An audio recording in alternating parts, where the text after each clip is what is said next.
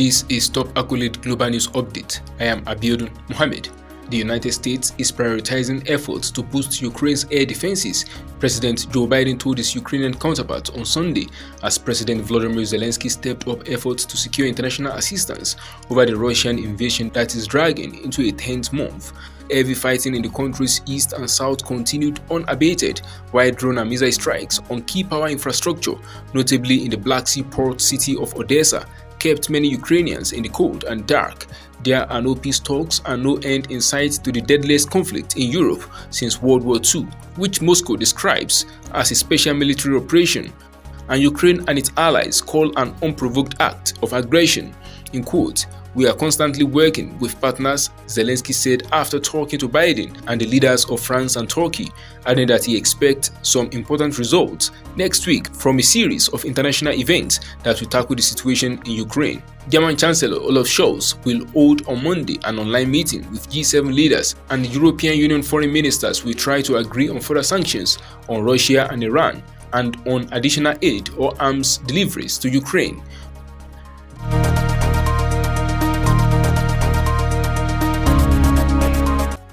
Israeli forces have killed a 16-year-old Palestinian youth during a military raid on the city of Jenin in the northern occupied West Bank. The Palestinian Health Ministry identified her as Jana Majdi Zakarneh and announced her killing shortly after midnight on Monday. Zakarneh was standing on the roof of her home when she was shot dead, according to local media. The ministry said she was shot in the head. At least 2 other Palestinians were wounded by Israeli fire during the raid, officials said. Israeli special forces raided Jenin and its refugee camp at about 10 p.m. on Sunday and carried out arrests. Confrontations with Palestinian youth and clashes with Palestinian fighters broke out with the Israeli army. The Israeli military said in a statement it was aware of the allegation of a Palestinian female's killing and was looking into the matter. Atta Abu Mele, a local official in Jenin, announced a general strike in Jenin on Monday in mourning of Zakarneh. A funeral procession will be held for her late in the day. The United Nations has said 2022 has been the deadliest year for Palestinians in the West Bank since 2006.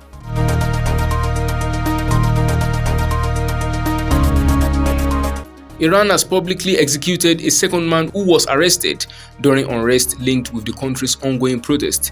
The judiciary's news website announced early on Monday that Majid Reza Ranavad, who was convicted of killing 2 members of security forces, was executed in an unidentified public location in Mashhad while a group of people looked on. It published several images of the public execution, showing a man whose hands were tied, hanged by the neck from a crane. Masked security forces were shown cordoning off the area, with a crowd of dozens watching behind barricades. Iran executed the first detainee linked with the protest, a 23-year-old named Mohsen Shekari, on Thursday for allegedly attacking and wounding a member of the Basij paramilitary force with a long knife in central Tehran. Like the case of Shekari, Monday's execution aimed to show the speed with which the Iranian judiciary is advancing cases related to the protest, as Ranavad was executed less than a month after his arrest. The judiciary claimed Ranavad carried out a terrorist act against 2 Basij members on November 17th. He was reportedly arrested 2 days later for waging war against God. State television carried footage that showed a man standing over and stabbing a man who had fallen to the ground next to a parked motorcycle.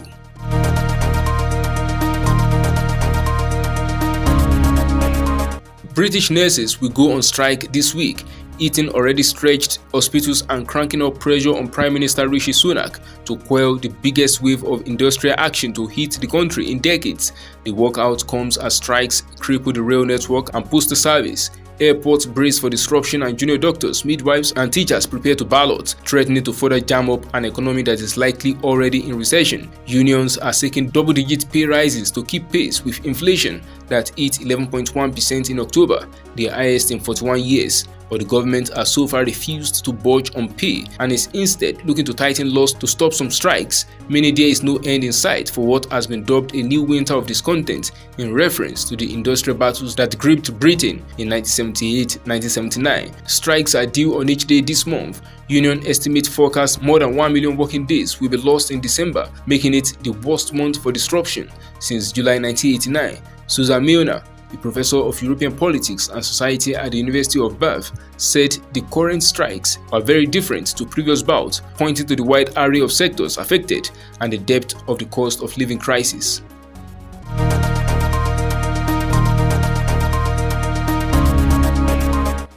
Bali's governor has insisted visitors should not worry about a controversial ban on sex outside of marriage, dismissing concerns Indonesia's revised criminal code will throttle the recovery of the resort island's lucrative tourism industry. Bali Governor Wayan Koster said in a statement on Sunday that people can only be prosecuted for sex outside of marriage following a complaint by a parent, spouse or child, a provision added to a stricter draft of the legislation to ensure everyone's privacy and comfortability. Wayan said foreign tourists and residents would not need to worry about the revised laws and authorities would not check the marital status of people checking in at tourist accommodations. The governor also criticized what he said were hoax reports of travelers cancelling flight and hotel bookings and cautioned against misleading statements that would stir up the situation, saying that data from travel agents and airlines indicates that the number of visitors is set to increase next year. The governor's remarks come as Bali, a predominantly Hindu island in the world's most populous Muslim-majority nation, seeks to attract back tourists after the COVID-19 pandemic caused arrivals to plunge from 6.3 million in 2019 to just dozens in 2021. That is the size of top accolade global news updates. You can follow us on our social media platforms as displayed on your screen. Happy New Week.